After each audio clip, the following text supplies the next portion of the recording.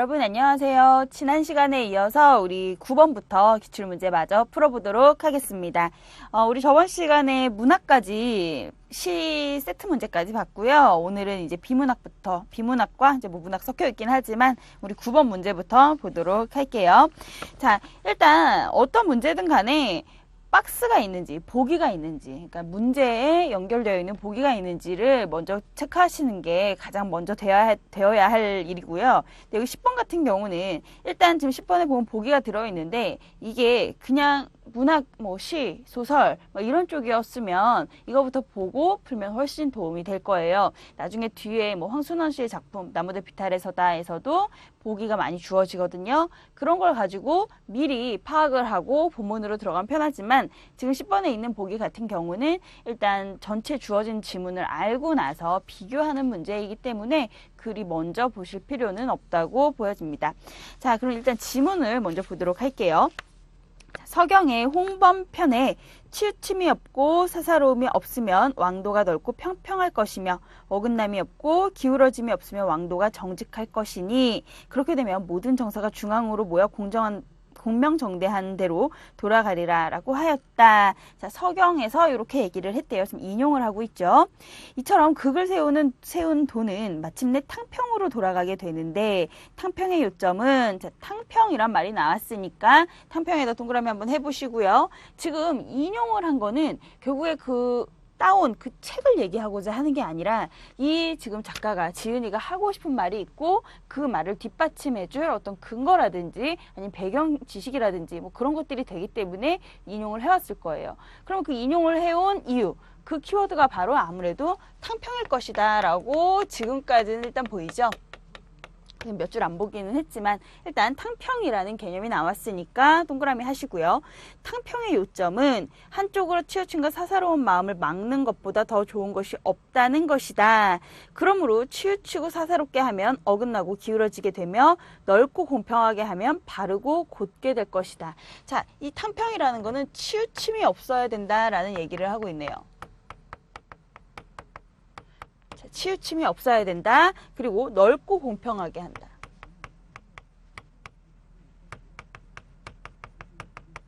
넓고 공평하게 하면 이게 바로 곧게 바르게 되는 것이다 라고 개념 정리를 했어요.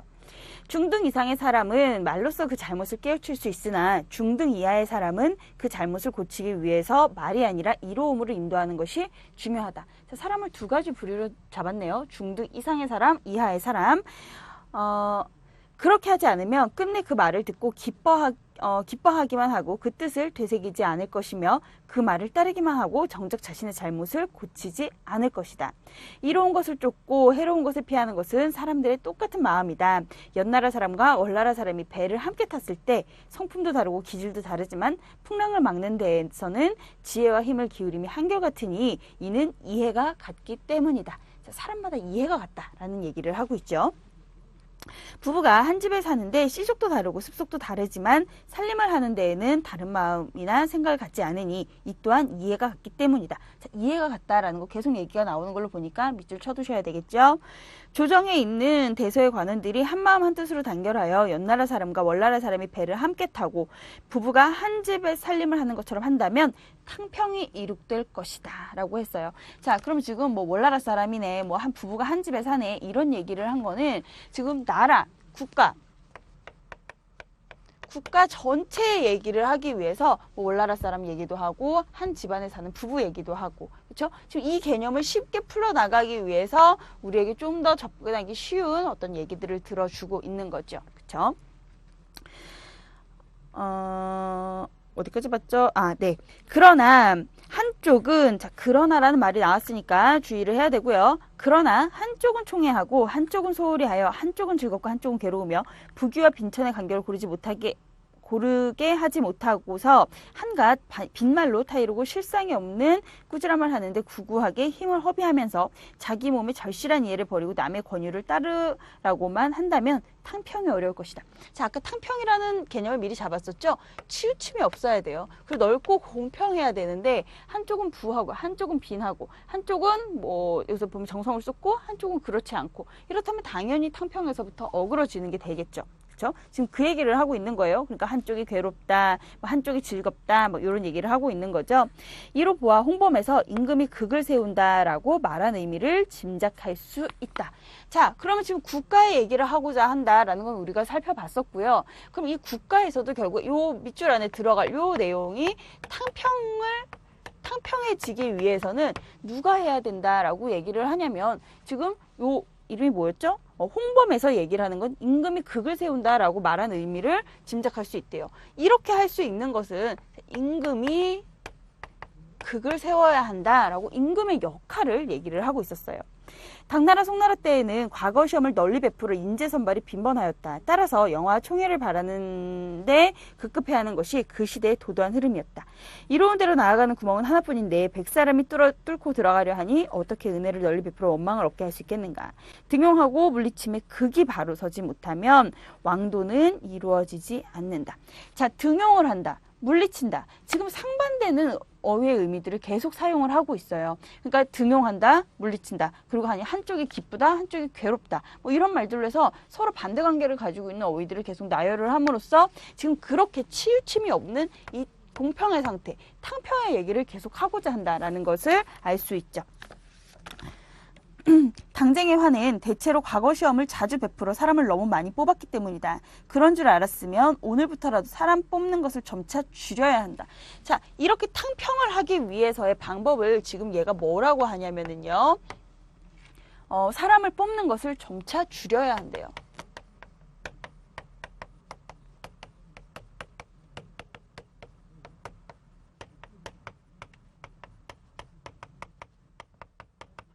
그렇죠? 지금 이 저자의 목적은 뭐냐면 이 탕평이란 말이에요. 이 탕평을 위한 하나의 방안을 지금 얘가 얘기를 하고 있죠. 그러면 자신이 목표로 하는 것을 획득하기 위해서 자신의 해결 방안, 지금 상황에서 과거 시험이 너무 여러 번 빈번하게 치러지고 있다. 그러다 보니까 탕평에 어긋난다. 그래서 해결 방안, 사람을 뽑는 것을 줄여야 한다까지 제시를 하고 있어요. 국가에 경사가 자주 있는데 그럴 때마다 반드시 과거 시험을 실시한다. 과거와 경사가 무슨 상관이 있단 말인가. 과거 시험에 합격하는 자는 몇 사람일 뿐 수많은 사람이 눈물을 흘리는데 어찌 경사를 함께 한다고 하겠는가. 더구나 과거 시험에 합격한 자는 모두 귀족이나 세도가의 자제들 뿐 사방에서 모여든 한미한 사람은 그 속에 들지 못하는 데 있어서랴. 라고 지금 끝을 내고 있는데요. 결국에는 사람을 뽑는 것을 줄여야 한다. 왜? 탕평을 이루기 위해서. 지금 이거였어요. 그렇죠? 그러면 사람을 뽑는 것을 줄여야 하는 이유는 탕평을 위해서였는데 우리 좀 더 구체적으로 얘기를 해보자면 자꾸 치우침이 있다라는 거죠. 그렇죠? 어떤 사람은 뽑고 어떤 사람은 물리치고 여기서의 치우침도 생기고 또 모든 신분에 구애받지 않고 인재를 골고루 등용하는 것이 아니라 좀 잘난 가문의 사람에게만 치우쳐서 역시 인재를 등용하기 때문에 탕평에 이렇게 보나 저렇게 보나 탕평에 어그러진다라는 얘기를 하고 있었어요. 우리 9번부터 문제 들어갈게요.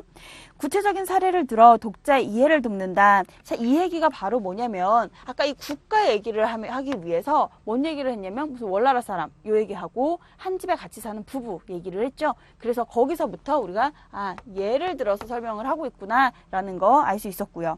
두 번째, 인용을 하면서 글을 시작하여 주의를 환기한다. 아까 전에 처음에 보면은 따옴표 2개짜리 있었죠. 그러니까 큰 따옴표로 묶였다는 말은 인용이었고 아까 우리가 그 부분 읽어나가면서 인용을 했다라고 했어요.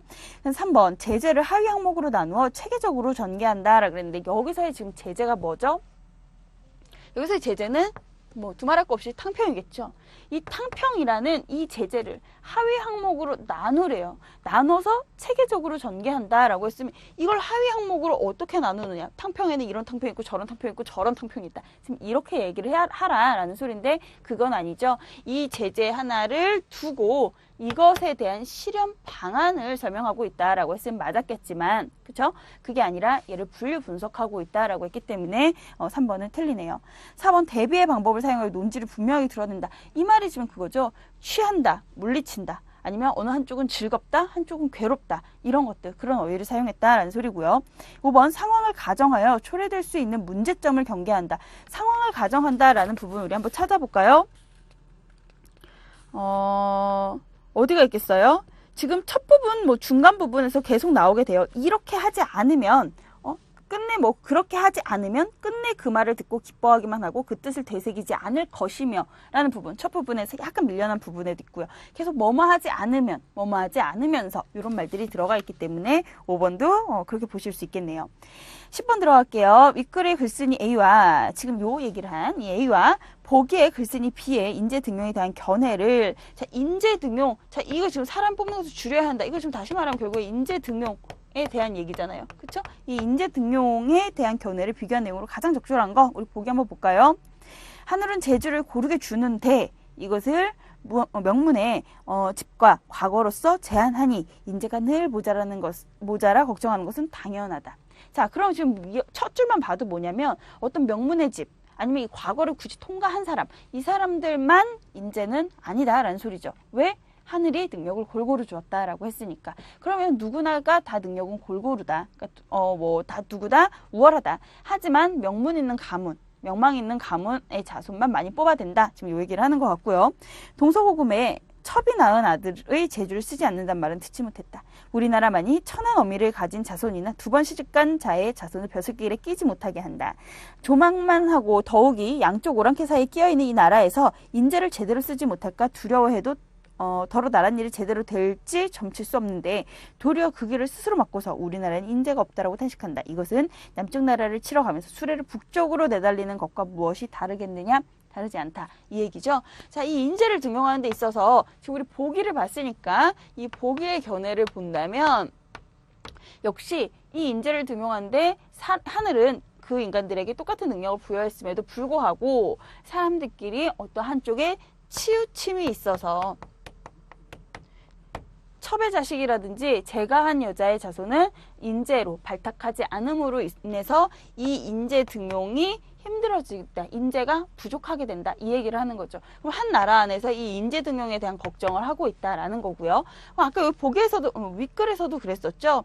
아까 뭐 명망 있는 가문이나 아니면은 뭐 세도 있는 가문에서만 과거 시험에 합격 배출생을 내므로써 치우침이 있다. 그래서 탕평에 어그러진다. 그래서 이렇게 해야 된다라는 얘기를 했었으니까 10번의 답은 5번이 되겠죠. A와 B는 둘 다 인재가 골고루 등용되지 못하는 현실을 비판하고 있다라고 하시면 정답이 되겠죠. 11번 윗글의 핵심 논지를 고려할 때 기억의 의미를 가장 잘 이해한 것은 이라 그랬는데요. 기억을 보시면은요. 임금이 극을 세운다라고 얘기를 했어요. 그래서 아까 여기 다 쓰려다가 문제가 있어서 요만큼만 써놨는데요.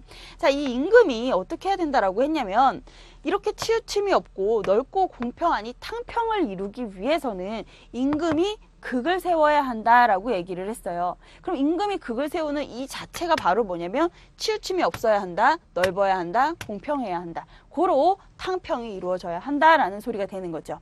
그렇죠? 자, 1번 볼까요? 절제하지 않으면 찻잔에 물이 흘러넘치듯이 나라가 강성해진 임금이 지나친 욕심을 버리고 자제해야 된다. 자, 지금 여기서의 핵심은 동그라미 1번에서의 핵심은 처음에 나왔던 절제예요. 그렇죠? 지금 여기 어디를 봐도 몇 글자 안 쓰긴 했지만 절제란 말은 찾을 수가 없죠. 절제 얘기를 하는 것이 아니라 딱 이렇게 곧게 선 이 상태를 얘기를 하는 거지 절제 얘기를 하는 건 아니었어요. 2번 배를 풍랑에서 보호하려면 지혜를 모아야 하듯이 나라를 내우 외환으로부터 보호하려면 임금이 학문에 정진해야 한다. 학문에도 동그라미 해보실까요?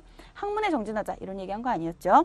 3번 기둥이 한쪽으로 기울어져 있으면 건물이 무너지듯이 임금이 정사를 펼칠 때 치우침이 없어야 왕도가 바로 설 수 있다는 의미라고 할 수 있다. 치우침이 없어야 한다. 이것이 바로 곧 탕평을 실현하는 길이죠. 그래서 11번의 답은 3번이 되겠네요.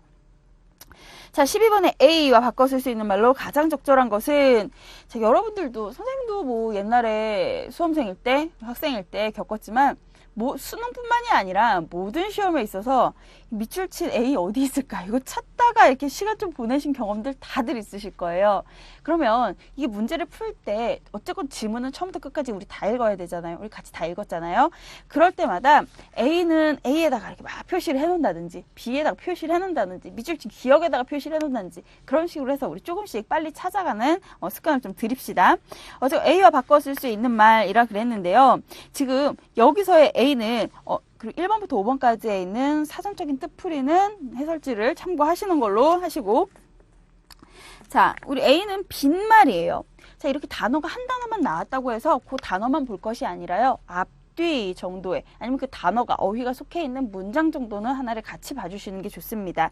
왜냐하면 사전적 의미를 찾는 것일 수도 있지만 행간의 의미를 파악을 해야 되는 문제가 어휘 문제로 출제가 되기도 하니까 한 문장 정도는 같이 읽어주는 걸로 우리는 풀어나갑시다. 한 문장까지는 아니라고 해도 우린 그 쉼표까지는 가볼까요? 부귀와 빈천의 간격을 고르게 하지 못하고서 한갓 빈말로 타이르고 실상이 없는 꾸지람을 하는데, 자, 여기서 단서가 되는 말은 실상이 없는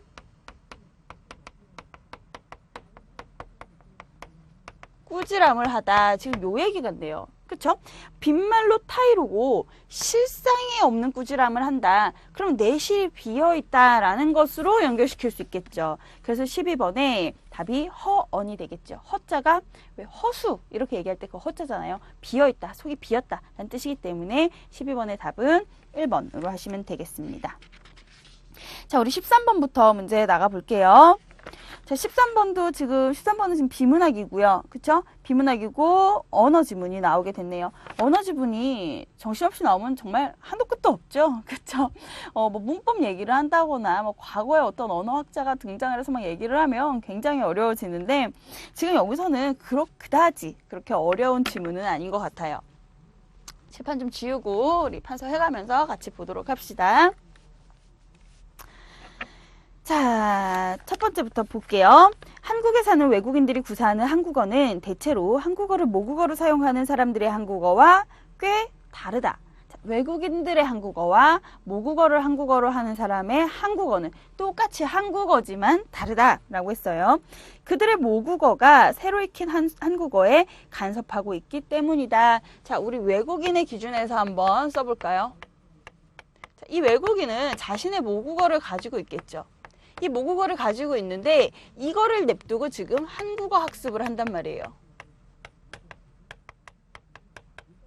그러면 이 자신들이 가지고 있던 이 모국어가 이 한국어 학습을 하는 데 있어서 지금 간섭을 하고 있기 때문에, 간섭을 하기 때문에 이 한국어는 정말 한국어와는 조금은 다르다라는 얘기를 하고 있죠. 이것은 한국인이 영어를 배울 때 생기는 일이다. 예컨대 한국어 결혼하다는 자동사여서 나와 결혼해줘 라고 얘기해야지 나를 결혼해줘 라고 말할 수는 없다. 그래서 영어를 처음 배우는 한국인은 marry me 라는 두 낱말 사이에 with를 끼워 넣고 싶어 한다. 자, 여러분들 이거 영어 문법할 때 항상 나오는 문제죠. 그렇죠? marry라는 동사는 자동사여서 결혼하다. 그래서 무엇을 이라는 목적어를 취할 수 없다. 목적어를 취할 수 없는 게 자동사잖아요. 그러면 자동사 목적어를 취할 수 없다, 뭐 있다, 여기서 뭐 전치사가 들어간다, 만다, 막 이런 얘기를 계속 영어에서도 많이 우리가 들었었던 얘기인데 한국어에서도 똑같다는 거예요.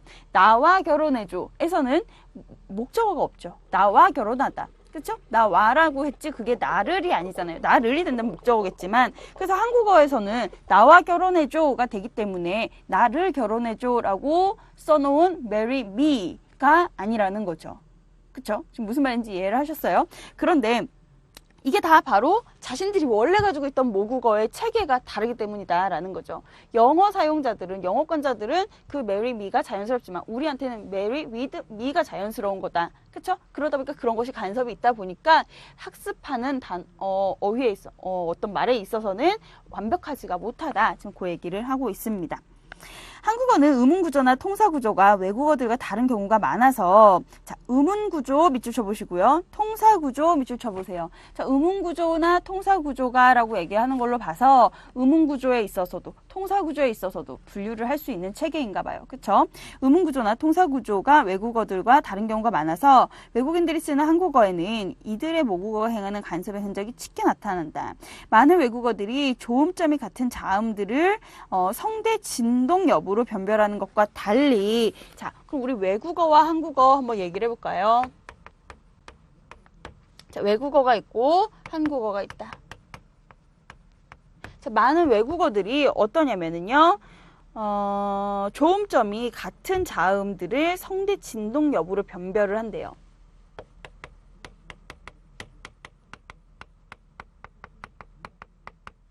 점이 같은 자음들 같은 경우는 얘가 구별을 어떻게 하냐면 성대의 진동 여부.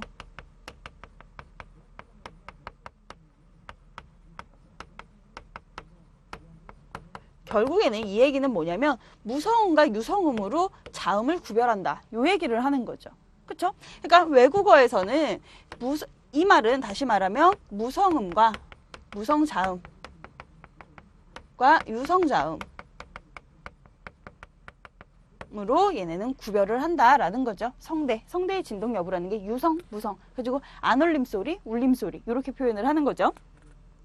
이렇게 구별하는 것과 달리 한국어는 H 소리를 동반하는 정도에 따라 이런 자음들의 차이를 변별한다. 자, 이 말이 뭔지 보세요. 그래서 한국인에게는 매우 쉬운 기역, 키역, 쌍기역, 디귿, 티읕, 쌍디귿, 비읍, 비읍, 쌍비읍, 시옷, 쌍시옷의 구별이 어떤 외국인들에게는 넘지 못할 산이 된다. 자, 지금 이 얘기는 뭐냐면요. 그럼 결국에 한국어는 무성자음, 유성자음으로 자음을 구별하는 것이 아니다라는 거예요. 우리 한국어는 자음 같은 경우는 3중 체계로 되어 있죠. 예사소리, 거센소리, 된소리. 지금 그 얘기를 하고 있는 거잖아요. 이게 지금 이 히읗의 발음 여부에 따라서 구별이 된다. 3중 체계로. 예로만 하나만 그냥 써놓을게요. 이렇게 구별을 한다. 그러다 보니까 이거를 지금 무성음과 유성음의 기준이 아니라 H가 들어갔느냐 말았느냐로 기준을 잡았기 때문에 얘네들은 무성, 유성으로 따지는 얘네들 입장에서는 이게 구별할 길이 없는 거죠. 그쵸? 자, 그 다음에 넘어가 볼게요. 한국어의 유성음에는 모음과 유성 자음인 니은, 리을, 미음, 이응. 뭐 옛날에 많이 외우셨죠? 뭐 노랑 양말로 외우시기도 하고, 그쵸?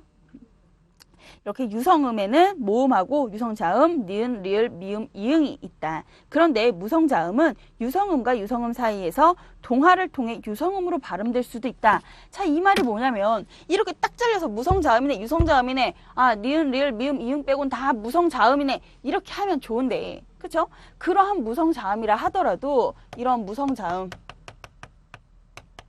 니은, 리을, 미음, 이응을 제외한 이 무성자음이라 하더라도 유성음 사이에 있으면 얘가 사이가 유성음 사이. 그럼 양쪽 모음으로 되어 있다든지 아니면 니은, 리을, 미음, 이응 이 사이에 되어 있다든지 이렇게 되면 이 무성자음은 무성자음이 아니란 소리를 하고 있는 거예요. 그럼 얘가 동화를 통해서 얘가 유성음으로 발음이 된다라고 얘기를 하고 있잖아요. 이를테면 고고학의 첫째 음절과 둘째 음절은 음소 수준에서 둘 다 기역으로 시작되지만 우리 한번 써놓고 볼까요? 이거 신경 쓰지 말고 그냥 여기다 쓸게요. 자, 고고학 있으면 여기도 기역, 여기도 기역. 첫째 음절, 둘째 음절. 음절이라는 건 글자 수를 말하죠. 첫 번째 글자 고, 두 번째 글자 고, 첫 음절, 두 번째 음절. 자, 여기 기역과 기역이 똑같은 기역으로 시작되지만 음성 수준에서는 무성음 K와 유성음 G로 각각 실현된다. 자, 여러분 로마자 표기법 이런 거 한번 잘 생각을 한번 해보실까요? 기역을 나타내는 외래어는 기역에 대응되는 건 G도 있고요. K도 있죠. 그럼 뭐 아무 때나 G 쓰고 아무 때나 K 쓰고 이렇게 하라고 이렇게 준 건 아니죠. 이거는 다 방법이 있는 거죠. 그 법칙이 실현되는 그 상황에 따라서 써야 되는 거예요. 여기서 이 G라고 하는 거는 자, 이 G는 유성음이에요. 그리고 이 K는 무성음이에요. 그러니까 저렇게 조음점이 같은 자음 같은 경우는 성대 진동 여부로 구별을 하는 외국어 같은 경우는 G냐 K냐를 정확히 구별을 한단 말이죠. 근데 우리 한국어에서는 지금 고고학을 얘기를 할 때 G, K, 여기는 앞에는 K 쓰고 G 쓰고 K 쓰고 G 쓰고 이거를 어떻게 구별을 하느냐 지금 얘기를 하고 있거든요. 자, 그래서 고고학은 K, O, G, O, H, A, K. 자, 여기서 지금 중요한 거는 K, O, G, O죠. K, O, G-O 고고학. 자, 여기도 K가 있으니까 자, 요렇게 발음된다. 한국어 화자들은 어려서부터 이런 규칙이 깊이 내면화되어 있어 그것을 깨닫지 못한 채 구사하고 있지만 자신의 모국어에 이런 규칙이 없는 외국인들은 이를 익히기가 쉽지 않다. 그래서 그들은 고고학을 고코학, 고꼬학, 호고학 뭐 이렇게 비슷하게 발음을 한대요. 우리 여기서 잠깐 끊고 요거는 지금 우리 비문학으로도 중요하지만 지금 나온 지문도 있기 때문에 중요하지만 항상 문법 문제에서 다뤄지는 부분 중에 하나이기 때문에 우리 하나 요거는 문법적으로 한번 설명을 하고 갑시다. 자, 고고학을 그냥 썼더니 이거래요. 지금 이게 답이래요. 이게 답인데 왜 여기는 K를 쓰고 왜 여기는 G를 쓰고 또 여기는 왜 또 K를 썼을까? 우리 그걸 한번 생각을 해봅시다. 아까 말씀을 드린 대로 우리의 자음은 삼중체계로 되어 있어요. 예사소리, 이거는 된 소리, 얘는 거센 소리 이렇게 되어 있죠. 이 삼중체계에 나와 있는데 그러면 이걸 어떻게 쓰느냐. 지금 여기에서 다 기억은 그냥 요 기억인데 이것 가지고도 이렇게 두 개로 쓰니까. 그쵸? 지금 처음에는요. 앞에 아무것도 없죠. 여기 시작에 아무것도 없어. 아무것도 없기 때문에 얘는 그냥 무성음으로 발음이 나는 거예요. 그쵸? 이해했죠? 그럼 얘가 무성음이기 때문에 얘는 K예요. 그럼 얘는 왜 G냐? 이거 유성음이라면서요. 그러면 우리 요걸 한번 다 풀어볼까요? 다 자음별로 기역, 오, 기역, 오 이렇게 되죠. 그러면 아까 이 첫 번째 기역 같은 경우는 앞에서 충돌나는 게 아무것도 없기 때문에 얘는 그냥 무성음으로 가요. 원래 기역은 무성음이잖아요. 그쵸? 니은, 리을, 미음, 이응, 노랑, 양말 빼고는 다 무성음이니까 얘는 원래 무성음대로 가는데 문제는 지금 얘란 말이에요. 얘 같은 경우는 앞말이 모음, 뒷말이 모음. 그 앞뒤 모음에 낑겨 있네요. 자, 여기 아까 무성자음이라 하더라도 아무리 제 아무리 무성자음 기역이라 하더라도 유성음 사이에 낑겨 있기 때문에 얘는 유성음으로 동화된다라고 그랬죠. 그래서 얘는 기역이라는 표기상으로 쓰여 있는 이렇게 쓰여 있는 자체로는 얘는 무성음이지만 지금 여기서 발음가가 실현될 때는 유성음으로 나야 한다. 그래서 G를 넣은 거죠. 좀 됐죠? 그리고 고고학에서 얘 같은 경우는 원래 음절의 끝 마지막 받침일 때는 지금 여기 뒤에 더 이상 아무 말이 없죠. 여기 아무것도 없잖아요. 여기에 만약에 고고학 뭐가 있을까요? 고고학을 뭐 이런 식으로 나간다고 하면 이응이 오니까 자음 모음 사이니까 쟤도 G를 써야 되겠지만 그죠? G를 써야겠지만 여긴 지금 이게 없잖아요. 끝이 났죠? 그래서 말에서는 무성음 그대로 실현시킨다라는 규정이 있기 때문에 얘는 역시 K로 그냥 쓰시면 됩니다. 그죠? 자, 우리 그러면 이제 뒤에 계속 읽어보도록 할게요. 한국어에는 이보다 훨씬 복잡한 음운규칙들이 많다. 예컨대 독립문이나 불랄리를 글자 그대로 독립문, 불랄리로 쓰지 않고 독립문, 불랄리로 읽어야 하는지 한국어를 배우기 시작한 외국인들은 알 도리가 없다. 지금 자음동화 얘기를 하고 싶은 것 같죠? 이런 복잡한 규칙이 아니더라도 한국어의 의나 의 같은 독특한 모음을 외국인들이 제대로 익히기는 쉽지 않다. 통사 수준의 어려움은 이보다 더 훨씬 심하다. 우리 아까 잠깐 앞장으로 가셔서 여러분들 밑줄 치라 그랬던 거 음운 구조, 통사 구조였죠. 그럼 우리 지금까지 말했던 이런 것들은 다 음운 구조에 있어서의 이 외국인들의 한국어를 배우는 데 있어서의 어려움이었어요. 음운 구조에서. 자, 이제부터는 통사 구조의 어려움에 대해서 한번 봅시다. 일본어와 같이 통사 구조가 한국어와 비슷한 언어를 사용하는 외국인들은 덜하겠지만 그렇지 않은 외국인들은 한국어 문장 성분들을 알맞은 순서로 배우려는데 적잖은 어려움을 느낀다. 자, 이 통사 구조라는 말은요. 지금 비문학에서만 나오는 것뿐만이 아니라 문법에서 나오는 것뿐만이 아니라 여러분들 문학에서도 나오죠. 뭐 유사한 통사 구조의 반복이 사용이 되어 어쩌고 저쩌고 이런 식으로 나오잖아요.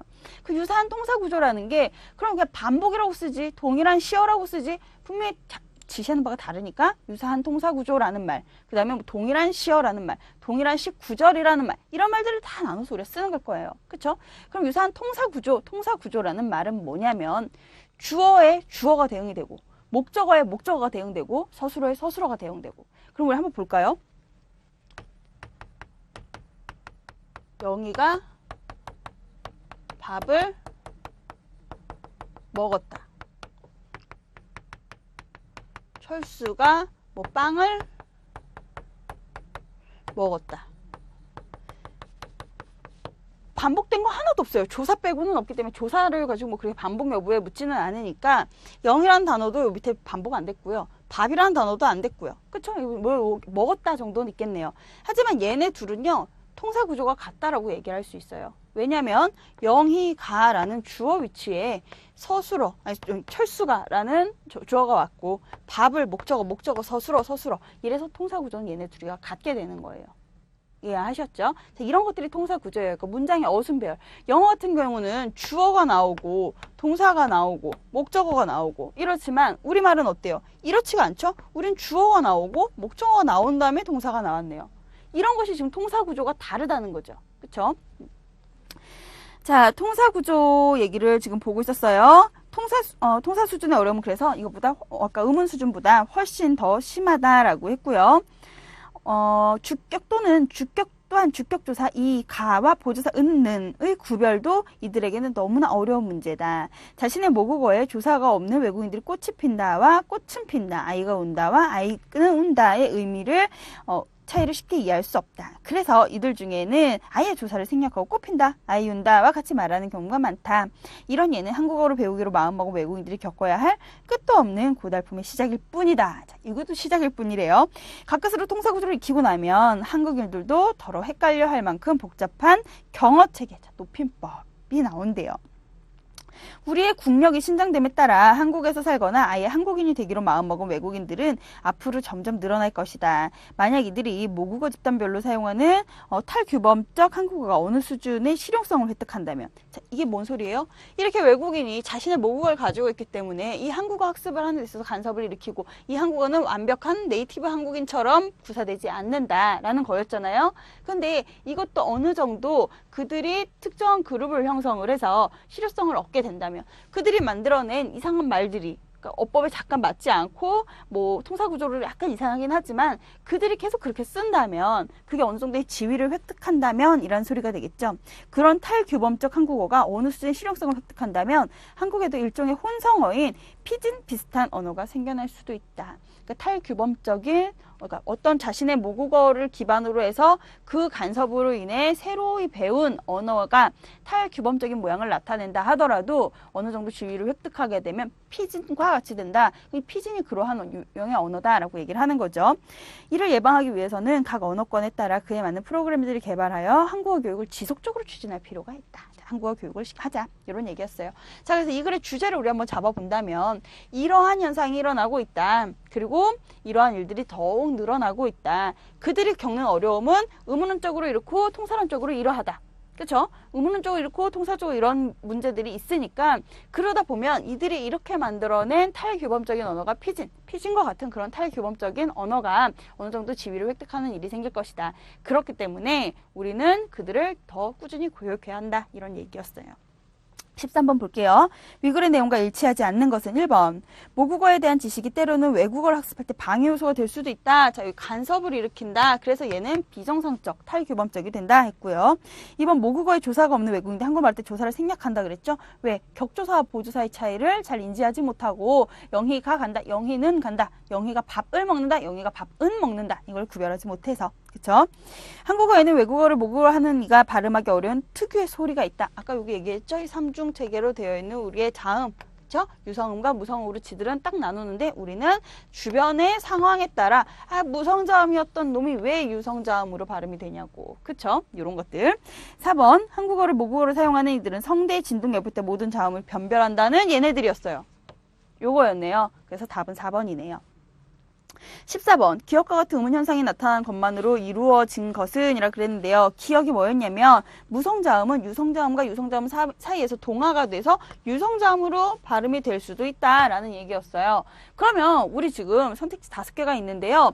어쨌거나 유성, 뭐 자음이 됐든 모음이 됐든 이거 플러스 무성자음이 들어있어야 되고요. 그 뒤에 또 유성 이렇게 되어 있는 상황을 우리가 찾아내면 되겠네요. 그쵸? 1번부터 한번 볼까요? 아기하고 굴비가 있네요. 써놓고 볼게요. 우리 이거 다 풀어서 한번 써봅시다. 첫 번째 거 이응은 안 써도 되죠? 우리 그냥 그대로 그냥 한번 볼게요. 이렇게 됐네요. 그럼 일단 여기서 무성음, 무성자음을 한번 찾아봅시다. 요거랑. 얘는 유성음이죠. 노랑 양말에서 리을이니까 요거네요.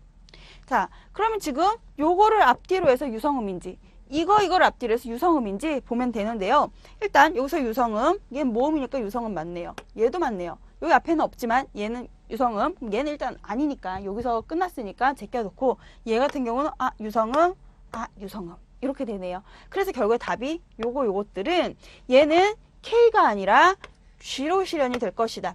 얘는 P가 아니라 B로 실현이 될 것이다. 이렇게 되는 거죠. 그래서 답이 1번이 되겠습니다. 15번 갈게요. 니은의 사례를 보여준 것이다. 한국인들도 덜어 헷갈려하면 복잡한 경어체계가 애를 먹인다 라고 했는데요. 자, 높임법 정말 어렵죠. 자, 높임법은 주체 높임, 뭐 상대 높임, 객체 높임뿐만 아니라 직접 높임, 직접 높임, 간접 높임, 또 거기다가 압존법. 그래서 상대 높임에 또 그 해요체, 하계체, 하십시오체 엄청 많잖아요. 이런 것들 다 한 번쯤은 정리를 해두셔야 되는데 일단 우리 문제 한번 볼게요. 여보, 아버님이 지금 좀 오시랍니다. 자, 그리고 요거 한 문장만 써놓고 한번 좀 볼까요? 가장 중요한 압존법이 들어있는 거기 때문에 요 문장은 따로 떼어서 우리 한번 보도록 할게요. 자, 여보, 아버님이 지금 좀 오시랍니다.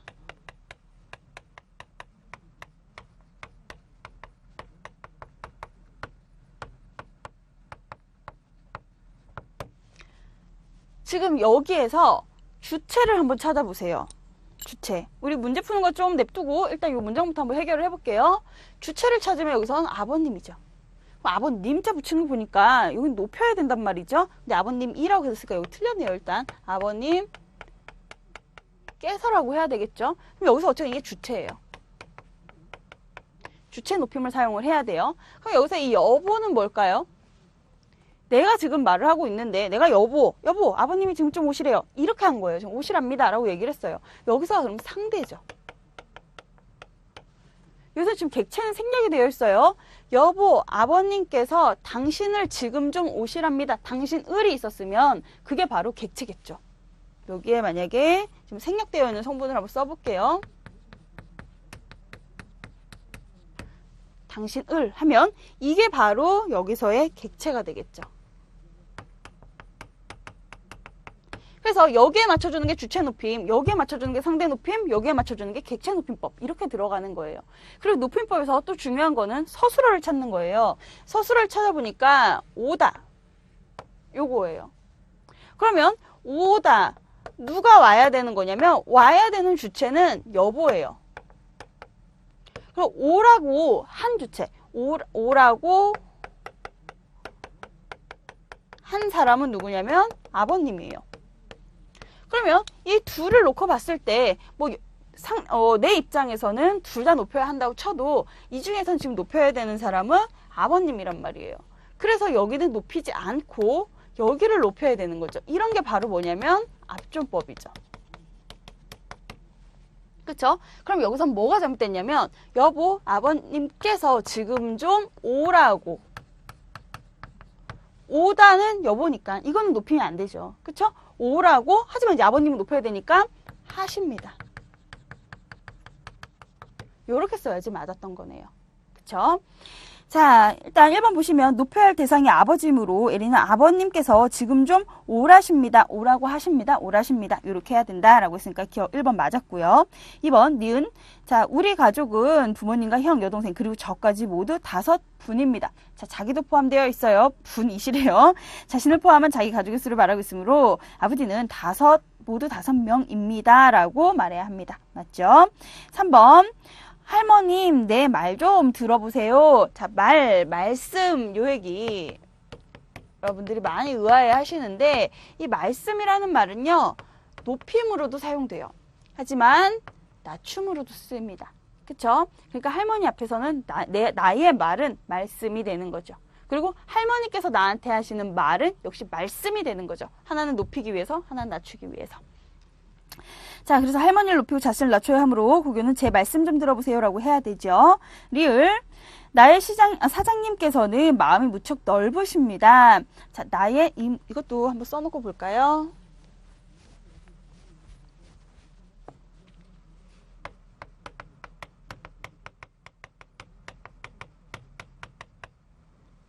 사장님께서는 마음이 무척 넓으십니다.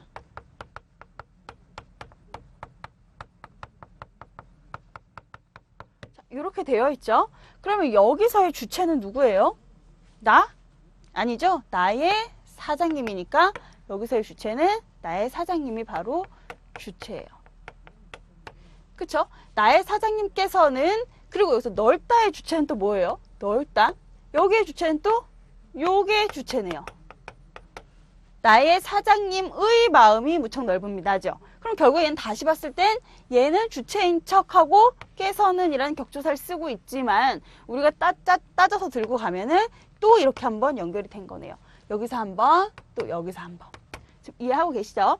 자, 그럼 마음이 무척 넓으십니다. 그럼 사장님의 마음이 넓은 거기 때문에 여기서는 직접 높임이 아니라 간접 높임을 써야 한다. 그래서 시자를 쓴 거는 잘한 거죠.